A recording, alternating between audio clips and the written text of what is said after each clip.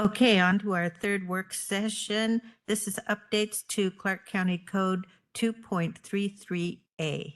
Good morning, counselors. Good morning, counselors. Good. Thank you for your time this morning and inviting me to talk a little bit about the exciting updates of our Clark County Code. I have a surprise guest here as well, so thanks. So what this actually was set in motion because of our prosecuting attorney, Kevin McDowell, on so I think actually I'm going to reset. I'm going to talk about two parts of the code that need to be updated. And the first one is to be the acceptance of deeds. So I handed you some resolutions that are all the way back from 2004 and a policy of 1999. And all of them are after the date of the current code that we have right now. Thank you for that. So right now, for the acceptance of the deeds, because all deeds that are brought into the county need to be accepted by some official. And the current county code for the real estate that comes in for public works is the current code states that the director of public services should have the authority to accept. And there are some parameters with that. So let me see, let me get back to my notes here. So the current code states that the county, the director of public services would accept dedications for plats and conditional use for development. Also, the purchase price, which would not exceed $25,000. Tell you most of my acquisitions are above that today. And the purchase price would not exceed the appraised value. So that's not a realistic time. So that it's completely outdated.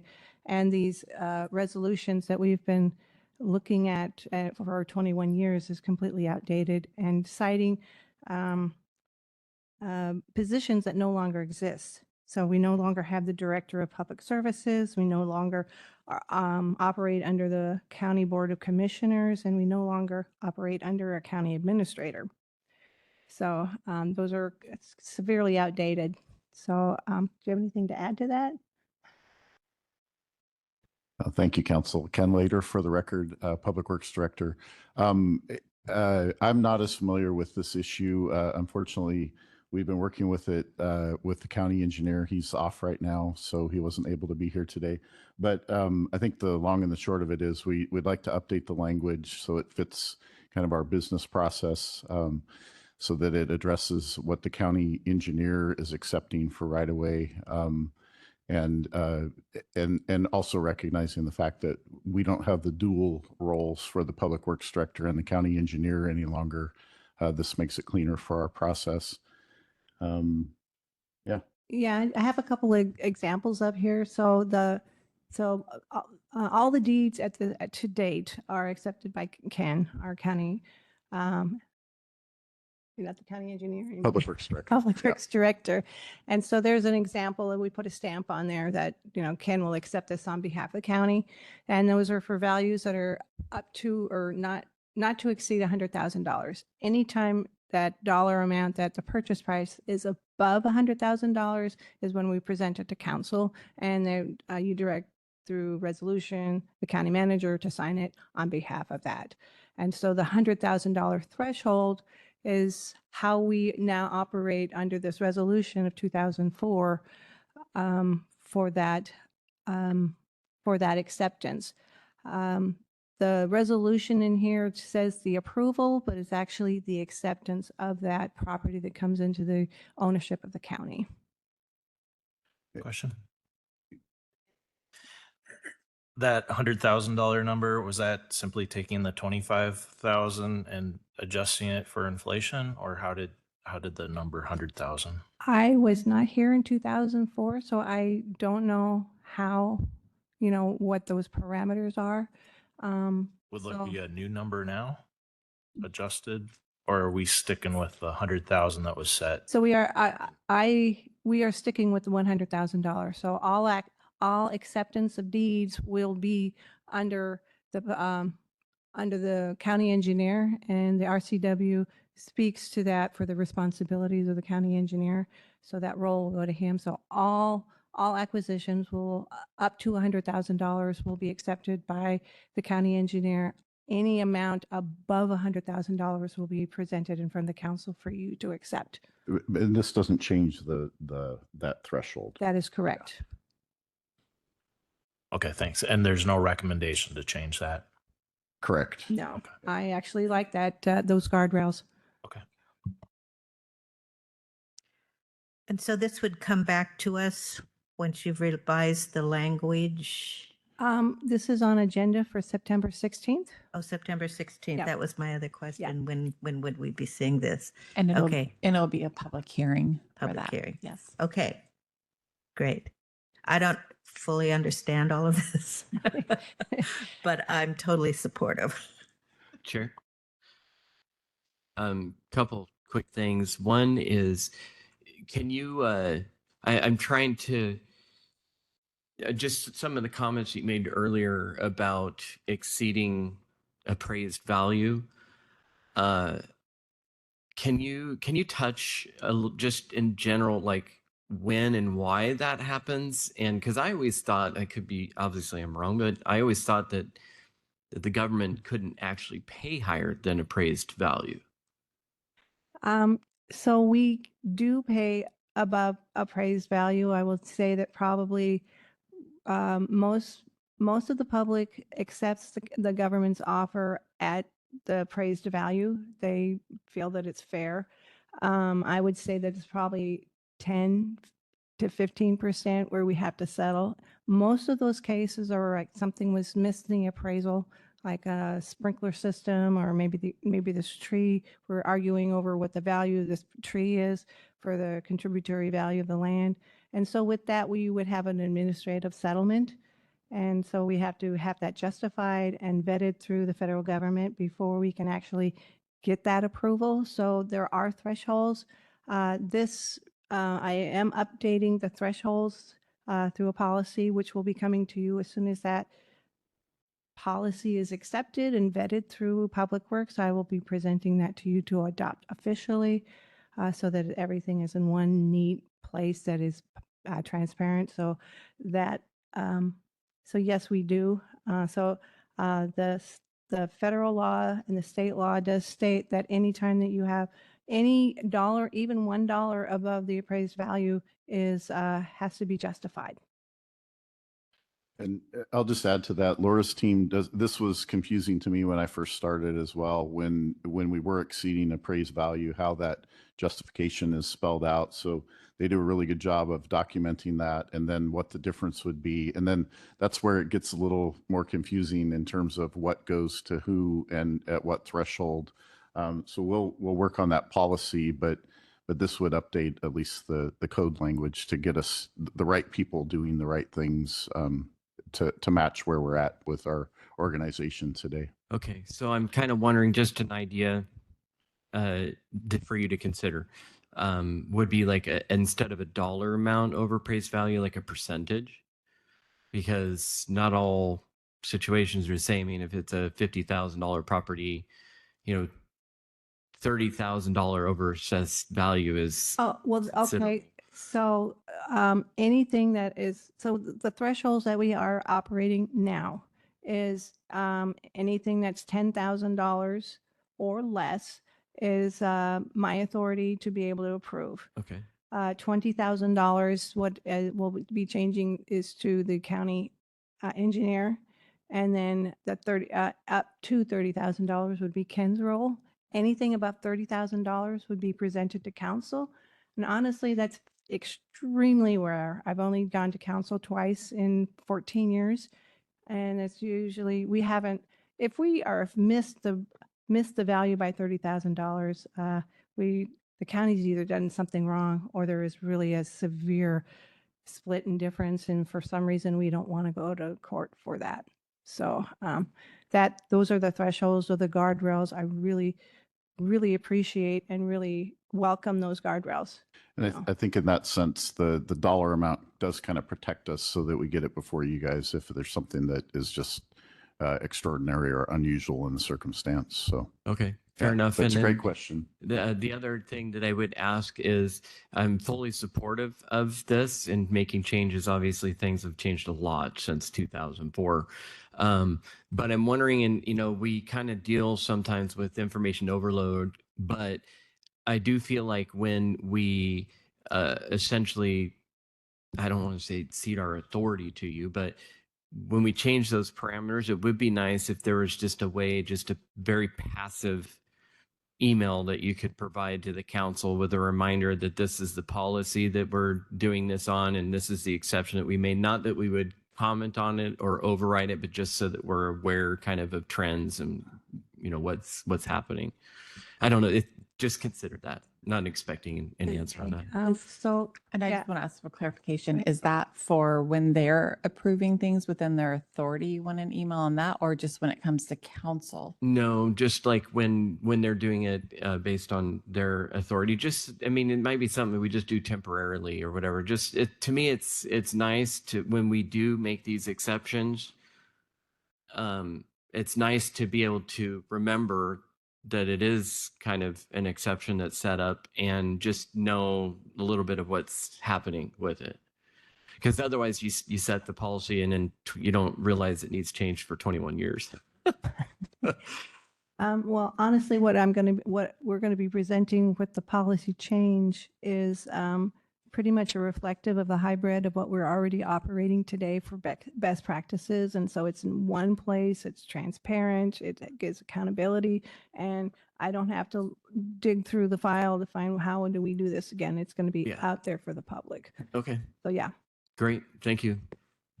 And that's just the policy that, and it's a policy that is being worked not on all now. decisions are going Yeah. to be posted online, but it's the Oh, no, policy, the no. parameters. Right. And I will tell you that every single settlement that the county does, we have to send that up to the federal government for their approval to make sure that we are, it's justified of the public use of those dollars. So there's Okay. already checks and balances That already. that resolves my concern with that. Yeah, on our capital projects, we have a certification process that's very thorough, and it's a big celebration for us when we get cert on a large project, because Laura's team is working with dozens and dozens of files for each project that we're building. So Okay, so just gets ignore my pretty last comment. no problem. No, it's a good comment. These So are really fair questions because this is where we go into the weeds and the nuances. And so every file that we process and make offers out and settle and make payment, and we actually have the land needed for our road projects, every single file is subject to review by the federal government. And so they have to make sure that the property owners were treated fairly, that they were given the due process that our Constitution allows for that. That's in the Fifth Amendment, that the payment was made, because payment is possession is upon payment, and that the federal or the money that was used was fiscally responsible. So we have an incredible amount of oversight, and to be able to, when Ken certifies, which means he certifies we played by the games, everyone's played fairly, the property owners have been treated well or as fairly as we possibly can.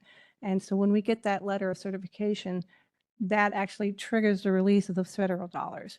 and those reviews happen with the state, so through WashDOT local programs and our partners there to support those federal dollars on the projects. So I really appreciate your questions, because these are, I mean, I'm really passionate about this, and this is, I appreciate, the transparency here.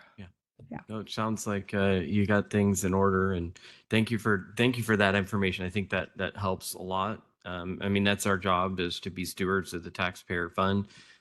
And if we don't have to pay as much attention because there are other government entities watching over it, that makes me feel good. Oh, excellent. Yeah. Okay, so this was just for the acceptance, so go ahead, Chair. Oh, I was just going to see if there were any other questions at this time. Oh, I'm not done. Oh, we, yeah, we do okay. have one other item. So yeah. This was Yeah. just Steam the ahead. acceptance of the deeds. The second part was on as at the recommendation of our legal counsel on the size and change. And if you can go to the next slide. So a lot of you might recognize this. This was Mr. Wickersham and Mr. Cloudbow and the county, the direction of the council to try and sell tax lot number 73 to Mr. Cloudbow. And we were all set for that. And legal counsel stepped in and gave us some advice. And so I'm going to turn it over to Kevin. Put you on the spot here, sir. Yeah, no problem at all. So this is relating. This change was prompted by the situation that Ms. Sly is referencing here regarding a actually rather convoluted and complex boundary line dispute, not dispute, but boundary line situation where one of the neighbors at the east end wants to do some development, and the boundary lines apparently aren't in the right spot. And so it kind of cascades down to this parcel that the county owns as a tax title property. And the normal process would be that this property would have to go to auction. However, that creates some, particularly in this situation, creates some real problems because the way the boundary lines line up, somebody's house is actually on that property that the county owns as the tax title lot. And looking at the exceptions to when we can direct deal with adjacent property owners, the code section limits it only to where the property is unmarketable based upon its size or shape. It doesn't include any other criteria that can be considered in terms of evaluating whether or not the parcel is unmarketable. So this change is designed to provide some additional flexibility, involves a process whereby it would first have to be reviewed by the County Property Management Committee. They would review the property, evaluate it, make a determination as to whether or not it is unmarketable. Then after that, it would have to go to the county manager, who would also have to approve as to whether or not the property is unmarketable before it goes to council. And so rather than limiting the criteria to only size or shape, or only really any list of things that we could come up with, any list that we come up with might not include all of the potential situations. And so where we have this determination made in a two-step process, first by the property management committee and then next by the county manager and then ultimately council, that's how the determination can be made, provide some additional operating flexibility for the county on that. So that's it in a nutshell. I'm happy to answer questions. And Kevin, if I could just jump in there, council may not be aware, but the property management committee, we meet monthly. It's made up right now of our lands manager, division manager, Kevin Tyler, myself as the public works director, Deanne Cordes with our contractor group for the county, as well as Michelle Schuster with general services. So the four of us meet with Becky Schmidt to review any property issues for the county manager so that we can make recommendations to the county manager in terms of how to deal with whatever might be the concern around any given property for the county. So maybe not as onerous as it sounds when you word it out, but we meet regularly and make recommendations to Kathleen. So just to provide a little bit more background, because Mr. Wickersham contacted me, I think a couple years ago, when he was wanting to do some redevelopment on his property and discovered at that time that the boundary lines were not the boundary lines of his property that he believed to exist. And he was not able to get a permit until that got reconciled. But to reconcile that, at some point, the county created this lot that I think is a small, and I'm not sure why, but in creating that lot on one side, all of the other boundaries of I think at least a half a dozen properties were skewed, and the property lines now are going through a garage or house or different areas, but it was only because Mr. Wickersham wanted to do something about with this property that this was discovered. And I think he spent several $1,000s with a consultant and surveyors trying to reconcile this. And it was the assessor's office that discovered what had occurred. So I really appreciate this coming forward, and hopefully this can get reconciled quickly so that all of those property owners along the river are able to have the correct boundaries for their properties. Just a little background. Any questions? Yeah, I do have one. I'm trying to understand the nature of this, and thank you for that backdrop there. That helps a little bit.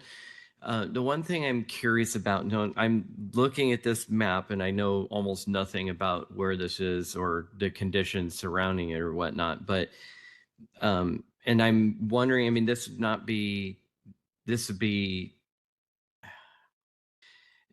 I just look at this as anytime there's a lot available and the current code restricts it from being built on, rather than liquidate it at almost nothing to the adjoining property owner, I wish there was something in code that would allow for an exception for something like this, to have a small home built on it. It would help ease the housing crisis we have. I'm sure that probably 90% of the properties that you would use this for, there are other things that would prevent it from becoming a home. But if it's just like our zoning code, like, minimum lot widths or, max coverage or something like that, I'd love to see an exception built in to where, the county could then sell it as a buildable lot. I mean, it would help the taxpayer in the sense that we would, be able to sell for a higher price. But then the biggest thing would be that it would take land that really is unproductive and create a, potential. But then again, there's also, I think you indicated from there that he was maybe able to add housing because of I don't know. I think it's just a reconstruction. I don't think anybody's looking at building additional homes out here. But this property is, I believe, an easement or something that the county owns. And, none of the property owners were notified when this occurred. I have to admit, I don't fully understand this. So let me, if I could, Kevin McDowell, TPA, if I could just say, Councillor Young, this code amendment would not preclude the path that you just described. All this code amendment does is broaden an option that's available to the county. Right now, and we're getting kind of focused in on this singular situation that is what prompted this code change. But this code change isn't just for this one case. I mean, this is so that moving forward, the county will have more flexibility in terms of how it is able to divest itself of parcels that are unmarketable. But if there's a parcel that is not unmarketable or that might be unmarketable, but there's a chance to build a small property on it, the county would not have to utilize this option. It only provides that opportunity if, again, going through that three-step process that I described earlier, everyone agrees.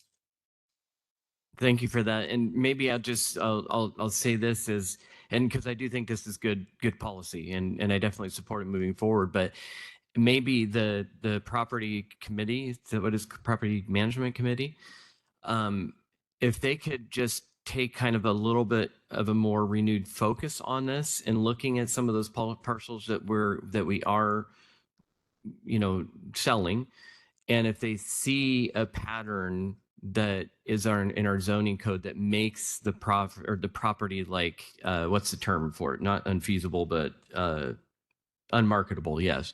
If they see something that could be adjusted, maybe communicate with community planning to see if we could put up a zoning, a fix to where some of these parcels actually could be used for productive uses in the future. Sure. Go ahead. Yeah, just kind of opposite a little bit of what Councilor Young was saying. I was just wondering if this committee has communications with like the Parks division to see if unmarketable parcel might be more appropriate for a park or a public access to the river or something like that. Does it go through some kind of layer of filter where they're looking at those properties for that kind of use?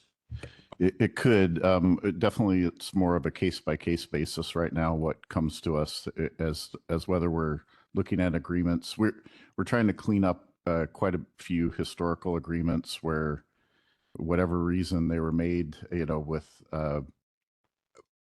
unfavorable conditions for the county. I'll say it that way. That's our main focus right now. But then anything that comes up, unexpectedly, such as this issue, would go through the committee as well. But we could certainly contemplate that, and we are connected to all the parks properties in our discussions as well. So Okay, I just didn't want the thinking to only be, can we build this or not? Can we sell it or not? yeah, no, this is really Other options. any property that is county owned, regardless of the disposition that Kathleen is responsible as the property manager. We would be reviewing if there's any kind of, we oddly use a surplus form to process those properties, whether that's, it's not always surplus though, but I do, I took a note as to what you're asking. So thank you. Okay, thank you. Just saying that I think I trust that the group is always looking for opportunity, but what I guess I would say is just be willing to think outside the box. If there's something preventing us from using it for something useful, then let's look at how we can make changes so that we could. Great. Thank you for that discussion. I know this has broader implications, but my overriding concern is to take care of these property owners that have had this imposition imposed on them, and hope that, would this be coming up? What is that, September 16th? Negative. So as soon as the code change will be presented to council on September 16th. Right on the heels of that, the conveyance of lot 173 that the county acquired through tax foreclosure. And by the way, there is a house physically on lot 173 owned by Mr. Klaubaugh. So that was constructed in the 1960s, way before. I mean, this lot's been in all these lots have been in existence at the same time, and they were done by a meets and bounds, separate of the unrecorded plat. So I have spent a lot of time with our county surveyor trying to untangle all of this, and so this we've met with planning people and ComDev and the tax people, and I met with you. And so there's a long history on it. It's a very complicated situation. I'm not completely convinced that the county had a complete hand in all of this, but we're trying to do what we can do to try and unravel it. And so the 16th, it'll come back for, is it a public hearing? I just want to know the timeline. Okay, so the 16th, the code change will allow us to do a direct sell to Mr. Klaubaugh, lot 173. So as soon as the code changes, I will be able to, and that's 10 days after, 10 days after the adoption of that, then I will be putting that back on the council's agenda to convey that to Mr. Klaubaugh.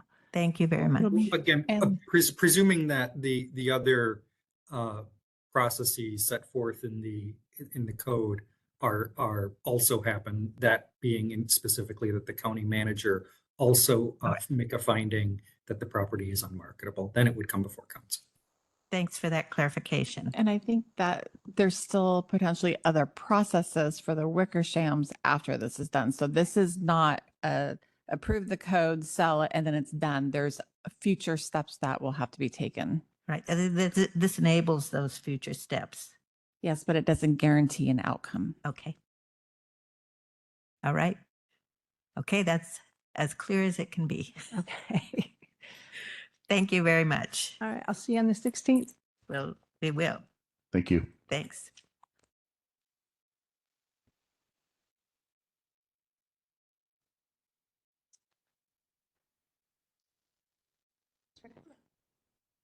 I'm sorry. That concludes our work sessions. We'll return this afternoon for council time.